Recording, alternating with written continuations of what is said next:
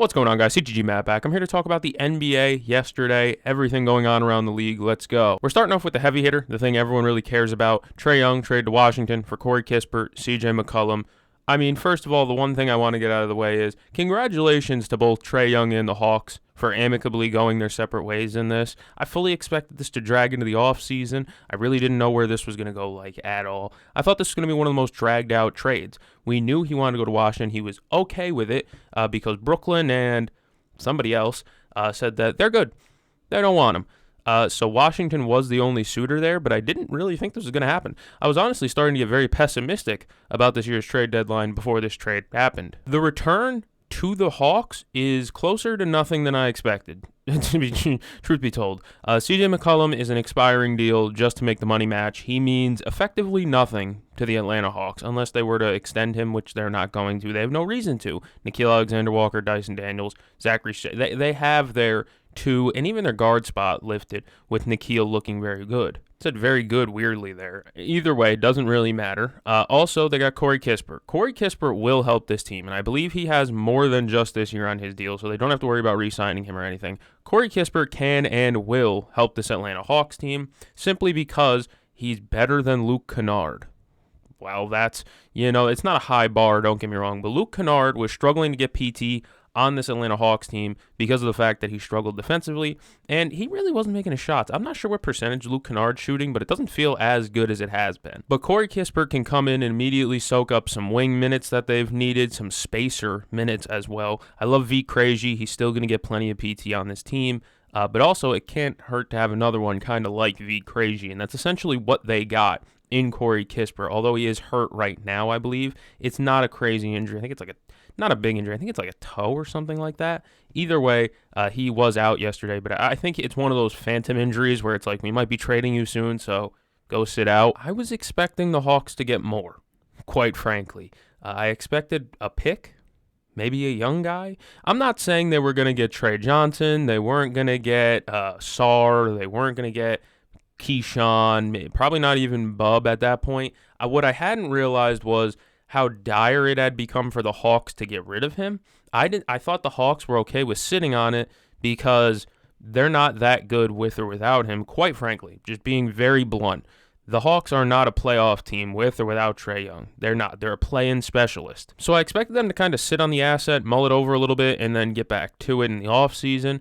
No, they went right into, well, let's get rid of him right now. And I know that him and the front office were working on finding a trade partner, but I really didn't expect it to work literally that fast. And for Washington to jump on it that fast, because I explained it in my last video, you land Trae Young, your team does not play the same as they did the day before, right? The Washington Wizards of 2 days ago are not going to be playing the same as the Washington Wizards 2 days from now. Trae Young is a very ball-dominant guard, doesn't really move well off the ball, struggles defensively. Everyone knows who Trae Young is at this point in his career. A floater specialist who has range from deep when he can hit them. He has been off from three for a few years now, it seems. Hopefully he can get his confidence back. But I think that's one thing that I'm hoping that this Washington trade does for Trae Young, is it helps him build his confidence back up. This is a guy, 2021 against the Bucks in the conference finals.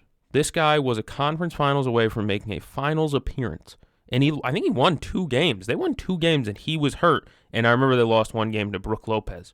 It's a bad look, but that's not the point. Trae Young was really, really good. His pinnacle in Atlanta, he won 2 playoff series. That's more than some of the all-time greats in Atlanta can say. I don't know if Joe Johnson ever made a conference finals. I don't think so. And he was there and was an all-star like 7 times for them, right? The highs of Trae Young's run in Atlanta will be remembered. Whether good or bad to Atlanta fans, that's really up for you to decide. But they will be remembered in my mind, at least. And it's just really, really weird to see how quickly this shit just all kind of fell down and developed. But Trae Young was playing with so much confidence in those conference finals and those playoffs and stuff like that. It literally felt like he could not be beat. He was running around with like a man with his hair on fire. Like he was going through screens. He was hitting floaters. He was hitting shots from the parking lot. Like, Trae Young was on fire in those playoffs, and since then we haven't seen that. We have not seen that high level of play from Trae Young. I remember he had a wrist injury a while back, so maybe that's still contributing to that, but we have not seen those highs from Trey Young since that conference finals run. Hopefully in Washington, it'll allow him to build his confidence back up in a place where there's not much pressure, not much expectations, and maybe he can help the young guys develop. Bub Carrington slowly starting to turn around his season after a really bad start.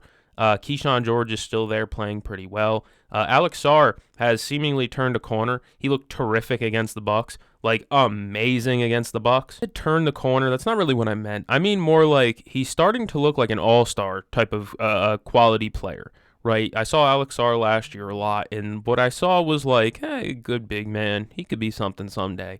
Now I see it as more like he can make an all-star game. He can make a couple. He's really damn talented at blocking shots. He's amazing around the rim blocking shots. He's developing more of an outside touch and shooting, and on top of that, he's still a good interior presence on the offensive end too. Alex Sarr is developing, and you bring Trey Young in there who can get him the damn ball, because nobody else on the team can get him the damn ball. I'm not saying they're going to make the playoffs this year. If I'm being completely honest with you, I still see the Wizards as a play-in max as well, similar to the Hawks. The Wizards today are better than they were yesterday, for sure. But the fit has still yet to be determined because we haven't seen it yet. It's going to be really interesting to see. I wonder what lineup they're going to put out there. If they put Trae and Trey Young and Trey Johnson next to each other in the backcourt, and then you run what? Keyshawn, Bilal, Sarr? I have no idea what their lineup's going to look like. It'll be interesting to see how they can really make it work. But if that's your backcourt, it's a little spooky. Trey Johnson's kind of an undersized two-guard. They both have range. The defense is going to be extended like a motherfucker because you're going to have Trey Young shooting from half court and Trey Johnson shooting from half court. But it's definitely going to be some free food for the opposing team on the defensive end. So we'll really see how that fit works out. I like it for both sides, except for the fact that y'all couldn't have got a second-round pick, Atlanta. They couldn't have got a second. You know, I said a young guy. I don't mean Alex Sarr. Y'all couldn't get A.J. Johnson, not Trey Johnson. He's actually pretty good. Y'all couldn't have got like A.J. Johnson taking a real shot on a guy. I don't know. Minor gripes, I guess, because they could have worked that out a little bit differently if they wanted to. But this really felt like a we need to get Trey out of here move more than a we would like to recoup some value for Trey Young. There was no real value exchanged here for the Hawks. It was more so like, you're going to take this bad contract on a player we don't like, and you can give us a contract filler and a dude who shoots, and that's it. So the Trey Young era is over. If I had to rate my Trey Young Atlanta Hawks experience, although I'm not a fan, I would rate it like a 6.5 out of 10 because I put a lot of trust in them this season. I had a lot of faith in them this season to be a good team with Trey Young. Of course, they played better without him, but then they started skidding before he came back. He comes back. It doesn't really help at all. Their season so far has been plagued by inconsistency. You know, you get a good stretch of games where Nikhil and Jalen Johnson are working and the ball's moving around. When they're moving, that ball is flying around the perimeter. And when they're not, it becomes like Jalen Johnson isolated top of the key. So whether it was the John Collins and Trey Young era, the DeJounte Murray and Trey Young era, it doesn't matter. In the end, they never got a championship, so can you really call it a success? I'm going to call it a minor success. That's why I'm giving it a 6.5. It wasn't a terrible experience, but there was a lot of like downplay and failed expectations. A lot of expectations that were not met. To me, maybe everyone else had different expectations, but when DeJounte Murray got traded there, I really had a lot of hype around that. I had a lot of belief in that. So it definitely sucks to say like that never worked out. Then they trade for this whole new roster. Porzingis, Dyson Daniels is there now. Nikhil signs, you know, and it's like, well, it doesn't get any better. So I have no idea. And also for Atlanta, I do want to say this. Yes, Jalen Johnson appears to be a very good future piece for you guys, but you're still not in a great spot. Still trapped in the play-in. Still no bona fide star to build around unless Jalen Johnson takes another step in his development, which very well could happen. But there's no star to build around here. No, Jalen Johnson's the only all-star talent, but it feels to me as though Jalen Johnson is closer to like a Denny Avdia player that hasn't learned how to foul bait. We'll talk about Denny later. But for the Hawks, it's like, damn, man, y'all couldn't have got a second-round pick. I guess it's really all I can think of. And for the Wizards side of it, you land a point guard who can really help mentor guys like Bub Carrington into becoming better passers and stuff like that. Even learning how to draw a whistle, because Trey Young can draw a whistle. Don't get me wrong. So you get a good mentor in there who has a couple years left on his deal. He can help Alex Sarr in his development, hitting him on pick and roll, stuff like that, teaching him how to be a solid screen setter and work with Trae Young and stuff like that. So it really should work out for both sides, in my opinion. Atlanta gets to wash their hands of the Trae Young experience, and Washington gets to, I guess, develop their backcourt a little bit quicker. This point get brought up by multiple people now, I believe, but like, when's the last time someone signed to the Wizards? They don't. They don't, quite simply. So they have to treat trades and midseason like free agency. And so that's kind of what they did. They traded for Trey Young. That's the only way you're really going to land a star in Washington is by trading for one. You have to be aggressive if you want star power. And considering they haven't even had a number one pick, that's wild to me too. There's been teams that, like the Spurs were bad for 2 years, and then they land Vic, and all of a sudden they're great again. The Wizards have been bad for like 5 and still have yet to have a number one pick. So that's tough. Even though Alex Sarr was a number one pick type of guy who kind of chose where he wanted to go, either way, doesn't really matter. The Wizards are better today than they were yesterday, and I'm excited to see their future. I'm excited to see the Hawks' future as well as the 42-44 win team that they are. Next up, I want to talk about a skidding team, the Oklahoma City Thunder. They have looked not great recently. Not great. Beatable, I'll say. Beatable. And people have been wondering why they look so bad, why they lost. They've lost, I think, 2 out of their last 3, 2 out of their last 5. They've lost 6 out of their last 13, if you want to be a little bit more of an extended run type of guy. That started with the Oklahoma City in-season tournament loss. So you could say things were going downhill a little bit before then, but they dropped back-to-back games, and people started to really get concerned about that. And that brings me to my one point. I remember a post that I saw. This was an Instagram reel. Of course, you always find the best things, the best content on Instagram reels. But I saw a video. This guy was like, nerds have taken over the NBA too much because why is Isaiah Hartenstein top 5 in MVP? Buddy, watch their last 3 games and you'll see. I'm not saying Isaiah Hartenstein should be top 5 in MVP, but he damn near might be the second most I think he is the second most important player on the Thunder right now. Simply put, for one reason. Let's read out the rebounding totals of the games that the Thunder have played recently without Isaiah Hartenstein. They skate by against Utah in overtime. Shea has to hit a game-tying double clutch jumper from mid-range at the buzzer. They end up winning in overtime, but they lose the rebounding battle 65-51. So that's pretty bad. You lose by 15. They lose 52-33 in rebounding against the Hornets. That's about a 20 rebound difference. That's a backbreaker right there. Against the Suns, they lose that game. They lose the rebounding battle 49-29. Yeah, they're getting smoked on the glass. I believe they lose to the Warriors, right? Or did they beat the Warriors? Hold on. They beat the Warriors. They beat the Warriors, but they win the rebounding battle there 51-43. And then they beat Portland, and they win the rebounding battle 50-41 against Portland. So of their last 3 wins, they've won the rebounding battle twice, and in those 2 losses they had back-to-back to the Suns and the Hornets, they lost the rebounding battle, 101 or 102, somewhere. I think it's 101 to 62. Actually, 62. That's on me. If you watch the Utah game, it's pretty damn clear why Isaiah Hartenstein is so valued by this team. Chet Holmgren's not a center. He's not. He's a really good player still. That should not mean that we're out on Chet Holmgren. He's a bad player, whatever. He's just not a center, right? He's not big enough. He's not physical enough. Guys like Yusuf Nurkic are moving him down low. You know, he struggles to rebound. He's not a rebounding big man. They need an Isaiah Hartenstein to clean the glass. And on top of that, hey, I know Chet Holmgren's spacing and not having Isaiah Hartenstein kind of helps your spacing a little bit because Chet can play a 5 out in the corner or something like that iHart can't. But the one thing that Isaiah Hartenstein does provide is an easy 2. He's a great drop-off big man. You get 2 feet in the paint, you drop it to Isaiah Hartenstein. He takes that little lefty push shot from inside 5 feet, and it's good 80% of the time, it feels like. So he is another facet to the offense that makes things a little bit easier. They're very reliant on their jump shooting without Isaiah Hartenstein. If they can make threes and play defense, they will win.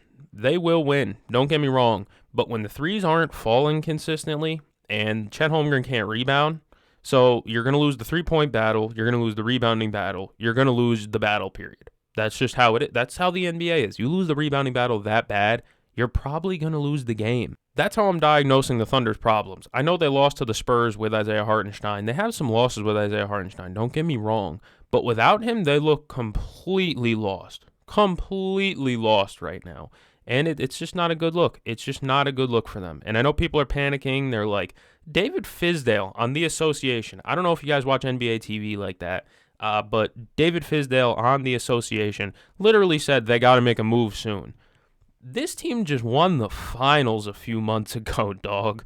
I'm not sure they're going to be like, we got to make a move. Sam Presti's not going to wake up today and be like, yep, this is the day we got to trade for Giannis or else we're going to miss the playoffs.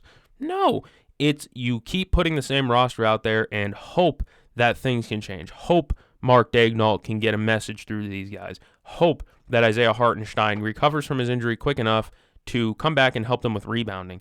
I don't think Brandon Carlson even played yesterday. I don't know why. They should just start wheeling out random lineups out there at this point. That's one thing that I don't like about being the championship team. I experienced this with my Celtics last year with the championship fatigue. After your team wins a championship, they come back next year, and the coaching, weirdly enough, for both Mazzulla and Daigneault, I'm realizing, has become very reliant on the rotation that they have. And it usually works. It usually works, don't get me wrong. But they're not the type to reach deep into their bench and grab a guy and give a guy a shot. They were during the championship. Don't get me wrong. There were games in the playoffs where, like, Aaron Wiggins was playing really big minutes and playing really well, right? You go into the regular season this year, and, like, Brandon Carlson has good PT. Jalen Williams has had good PT in the past. I don't really see them much. This is just me trying to diagnose Thunder's problems and what's going on over there. If you disagree, Thunder fans, let me know down in the comments. Talk to me about, what the hell's going on with this team? They went to overtime with Utah, and it felt like it was literally just a rebounding issue. But it could be beyond that. Talk to me down below, like I said. Engagement. Let's go on to the next subject. Let's talk about the Nuggets bench. We don't often talk about that. We really don't. Especially, if you told me last season that the Nuggets bench would be able to carry them to a win, I would have called you a bullshitter. You watched their bench last season, it was atrocious. They come into this year, they're fully reloaded, and guys that were starter level for them last year are suddenly deeper on the bench. Peyton Watson, Jalen Pickett. Those guys were stealing minutes last season and looking really well, and they kind of got pushed to the back for established vets that are better right now. And now that they're allowed to ball out, you see a Jalen Pickett breakout against Philly. You see Peyton Watson shoot a 6-7 from 3 against the Celtics. I'm not even joking. He shot 6 of 7. Peyton Watson's moving real well with the ball, too. Like, he's moving like a lower-level all-star. He's moving like Jaden McDaniels. Like, that's just how he looks right now. He's moving like Jaden McDaniels. And it's nuts to see. Great development from P. Watt. That's a guy that I wasn't sure like how he was going to stick or anything like that with these new players coming in. He's proving his worth beyond that. He's making plays with the ball. When was the last time you saw Peyton Watson 2-dribble pull up from the free throw line? Before Jokic's injury. When was the last time you saw that? You didn't. You just didn't. Maybe it was when they were up 25 against the Wizards or some shit, but you didn't see that before, and it's opened up all these other guys to have confidence. Jalen Pickett's bombing away. Nuggets averaged 35 threes attempted per game this season, and they are one of the most efficient three-point shooting teams. But since Jokic's injury, they've attempted 35 versus Toronto, which is on par with the season, 47 versus Cleveland, 31 versus the Nets, okay, back down to normal, 38 versus the 76ers, and last night, 44 against the Celtics. They outshot the Celtics. Let that sink in. The Nuggets without Nikola Jokic outshot the Boston Celtics completely healthy. Now, I could lean into a Celtics rant. Yesterday was Jaylen Brown's fault. I'm sorry. People are going to look at box score watchers are going to look at that and be like, what? Leading score. He had 7 fucking turnovers. 15 of his 30 were in the first quarter. He looked really bad yesterday. So did Derek White, in all fairness. That's one problem with the Celtics that I'm realizing as well, is the fact that once Jaylen Brown starts to get double-teamed and trapped and they don't let him go one-on-one, it starts to get a little bit spooky. I love Hugo. I love Jordan Walsh. Neemias Queta was awful yesterday. Luka Garza should probably be playing more at this point for a lot of the games. Peyton Pritchard's looked off as well. But I'm going to use this as a vehicle to prop up the Nuggets a little bit more because the Nuggets are a hard-playing team. Jamal Murray looked fantastic last night. 17 assists, I think, and he had sub-3 turnovers, I think. Yeah, he had 2. I have the stats right in front of me, so I don't know why I'm guessing. 17 assists, 2 turnovers. Absolutely unreal. The Celtics also couldn't buy a free throw, and let's be honest, when you can't make a free throw, you don't deserve to win. You shoot 9 of 15 from the free throw line, you don't deserve to win the game. Just plain and simple, you don't, all right? But the Nuggets just bombed away from 3, and they made a high percentage of them. Zeke Najee's been hooping without Jokic there, which is completely random because Zeke Najee, when Jokic is there, is putrid. Putrid. I've watched 100+ Nuggets games. Zeke Najee is looking better now than he ever has. He's moving way different than I've ever seen Zeke Najee move in his NBA career. It's really interesting to see what this Nuggets team is going to do as they get healthier, because Aaron Gordon came back yesterday. He played a good game, hit a couple of nice mid-range shots. Christian Brown really didn't look that good yesterday, but it was his first game back, minutes restriction type stuff. So it should be really interesting to see as they get healthier what happens, who gets pushed down and out of the rotation, because a lot of these young guys have played really well. When someone like Cam Johnson comes back, and now you have Cam, Christian, Gordon, how many minutes does P-Watt get? Because P-Watt's deserving of more minutes right now. He's hooping. He just has been really, really good. So I guess we'll see what happens with the Nuggets going forward. But seeing their bench, and I believe they're now 3-2 without Nikola Jokic over this stretch, has just been incredible. It's been wild to see. And now I'm going to use it to push agendas and say Jokic is a system player like Tom Brady was a system quarterback. Obviously, neither one of them are true, but I want to push an agenda somewhere. And that's the agenda I choose to push, is that Jokic is only a product of the system, damn it. He's not. He's the MVP of the league. I had to rewrite a whole script the other day because he's probably not going to be in the MVP discussion anymore because of the games played mark. And he was my MVP in my midseason award, so I got to rewrite that, and not sure who it's going to be right now because thanks, Jokic, for getting injured. He caused his own injury. I'm obviously kidding. Last two that I really want to touch on. I want to touch on the Orlando Magic real quick. Pause. I don't know why. I don't know. Either way, the Orlando Magic have been so damn frustrating over their last 18 games. That is since December 1st. They're 9-9. 9-9. Split right down the middle. Right down the middle, perfect, as everything should be, right? Their losses over that stretch, they're 9 losses. Spurs, that's a quality loss. That's like, all right, that's acceptable. The Knicks twice, that's not good. They're in your conference. You're going to have to see them in the playoffs. You lose to them twice, that's a bad look. They lose to the Nuggets. They lose to the Warriors. They lose to the Hornets, Raptors, Bulls, and Wizards. So of those last 4 losses, the Hornets, Raptors, Bulls, and Wizards, that's one good team, the Raptors. And they lost that game. They blew a 20-point lead. So their last 4 losses, they've lost to the Hornets, in which they didn't look great. The Raptors, in which they blew like a 20-point lead. The Bulls, they didn't have Giddey. That was an undermanned Bulls team and a terrible loss. And then they lose to the Wizards, which this is how wildly bad they were against the Wizards. Mosley pulls their starters and lets the bench close the game when it was like 5-point deficit. Starters were so bad against the Wizards that Mosley literally let, what the fuck's his name? Koa Pete? Or not, yeah, I think it is like Koa Pete. He let, what's his name? Jet Howard, Jace Richardson. He let all them close over Paolo, Bane, Carter. Like, they benched their starters and went just straight bench to close the game. Who'd have thought they would have lost that game? But that was literally the best they got because the starters were getting run out of the fucking gym. Their 9 wins over that span have been the Bulls. Sure, you're supposed to beat them. The Heat twice. Okay, the Heat are skidding. They're not really that good as we thought they were. The Jazz in overtime, fine. And then they beat the Blazers and the Nuggets, and it's like those are 2 quality wins. And the Pacers twice and the Nets. The Pacers twice and the Nets, I'll add the caveat that all of those were close games. So they really played a competition, it seems, right? Because the Hornets, the Bulls, the Wizards, and then they played 2 close games against the Pacers and an overtime game against the Nets. That's 6 beatable teams that you're supposed to win against that they are either losing to or just skidding by. They are very frustrating. Very frustrating as a team.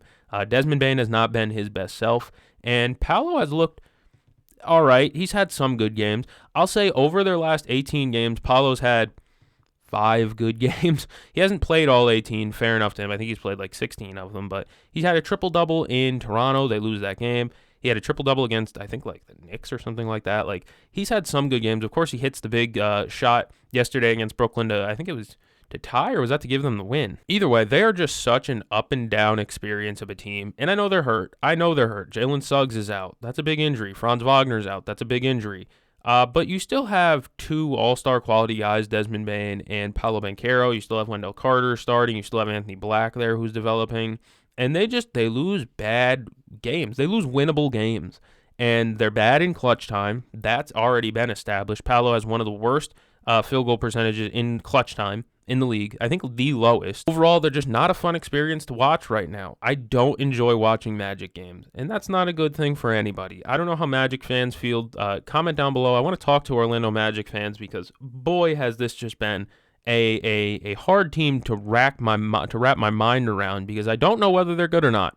I can't tell on a day-to-day basis whether the Orlando Magic are a good team that deserves respect or a fraudulent team that's only a few games over 500, which they are only a few games over 500, but they just haven't looked good. Now, lastly, we're going to talk about the last game of the night because it was the last one I was able to watch. It was the Rockets losing to the Trailblazers. I'm seeing a lot of belly aching from Rockets fans over fouls. The one thing I will say about the fouling in that game yesterday, it was awfully inconsistent. There's a reason to be mad about it. But the Rockets had more free throw opportunities, I believe, than the Portland Trailblazers did. And the Rockets shot awful from the free throw line. Amen Thompson got 11 free throw attempts. He made 7. That's not a good percentage. That's just not good enough for an NBA player. They missed free throws. They missed a good amount of free throws. I'll check again. I think it was like 20 of 29. 20 of 29 from the charity stripe. Good enough for a nice but not good 69%. Kevin Durant missed 2. Amen Thompson missed 4. Tari Eason missed 1. Steven Adams missed 1. Reed Shepherd missed 1. Everyone's guilty. You shoot 69% from the free throw line compared to the Blazers' 76%. Hey, I know Denny Avdija got 15 free throw attempts and people are mad about that. He made 13 of them. What I will say is when Denny Avdija gets 15 free throws, he's usually only good for 10. So the fact that he made 13, we might have to give him a nice round of applause for that one because Denny gets to the free throw line a lot, but he misses a lot. Back to the belly aching about fouls, I completely understand. I don't think one fan base should be complaining because at the end of that game, Tari Eason put a forearm into Caleb Love's back and shoved him out of bounds on an inbound play. So the Portland Trailblazers got big fucked on that one. And to counter it, Denny Avdija decided 3 straight and ones was the only measure. Now, I think he started that before the Caleb Love foul. The one thing that I will say is, yeah, there was a couple of first quarter fouls that were a little bit ticky-tack. But down the stretch of that game, Denny hit 3 straight and ones, and only one of them was a foul. I'm like, The first one was completely legitimate. It was the swipe through on Aaron Holiday, I believe, where he takes the 2 steps from about the free throw line and floats it up and in. And it was a foul on Aaron Holiday. Denny swipes, puts his hands down with the ball, hands around the ball, and Aaron Holiday slaps down on his arm. He raises up and hits the floater. Completely legit and one. The second one was the one I didn't like because he had Tari Eason trapped behind him coming around a screen. He was crab dribbling with Tari Eason on his back. He goes right into a fadeaway from about the right elbow, and he hits the shot, and they call a foul. I'm not sure I agree with it because it looked like Tari Eason got around him clean without any illegal contact. Maybe there was something I missed on the broadcast, an alternative angle that showed it. I really didn't see much there. And then the third foul was a foul. Kevin Durant got there late when Denny was going up for a layup, and one of his arms went to the left. You got to stay vertical, big man, right? That's just kind of the rules of basketball. I get it. You don't like free throws in the game, blah, blah, blah. But when you shoot 20 of 29 and you lose the game by 1 point, one singular fucking point, and you miss 9 free throws, I'd worry about that first before I worry about anybody else getting to the free throw line, right? The one thing Denny did do yesterday, though, not turn the fucking ball over. That guy's been an absolute turnover magnet. He only turns it over 5 times. That's pretty damn good. Compared to Jaylen Brown's 7, anything looks pretty good. But also, Toumani Camara was really good despite fouling out. They don't have a point guard still, which is tough. I think the one thing that's really unlocked them is how good Shaedon Sharpe has been, and Donovan Clingan, I don't know why I said clinging, Donovan Clingan being able to hit threes has really stretched out defenses. That makes them even harder to guard because Denny loves barreling down the lane and drawing contact, and if there's nobody else in the lane because they have to guard Clingan out at the three-point line, that changes a lot of things. And plus, over the last month, Shaedon Sharpe is shooting over 40% from 3. that changed a lot of things as well. They don't have many spacers, but when guys like Shaden and Klingon are knocking down threes, that's good enough. That's literally good enough. You don't have to worry about whether City Sissoko can hit some bailout threes or not, who's still not a great player. I hate taking shots at the guy, but City still hasn't really shown me anything to really love yet. Before I worry about the free throws for the Rockets, like I said, I'm just going to say it. You got to make your own free throws. Worry about in-house shit first. That's the one thing I hate about some NBA fans. They complain about officiating, but all the meanwhile, they failed to look at how bad their team played. You know what I mean? I think the Rockets shot 37% from the field. I don't know why I'm saying I think. It's right in front of me. They shot 37.5% from the fucking field. They had two guys, my bad, shoot 50% or better from the floor. No, three, my bad. One of them, Steven Adams, who took 6 shots. KD shot 54%. Amen shot 50%. Tari Eason gave you a 5 for 18. Jabari Smith gave you a 2 for 13. So combine those two, they give you 831. What's that? October 31st. Is that even a fucking date? August. Did I say August? I don't think I said August. I don't know. I'm bad with months. Oh, Reed Shepherd also shot 3 for 10. So they shot 22% from 3.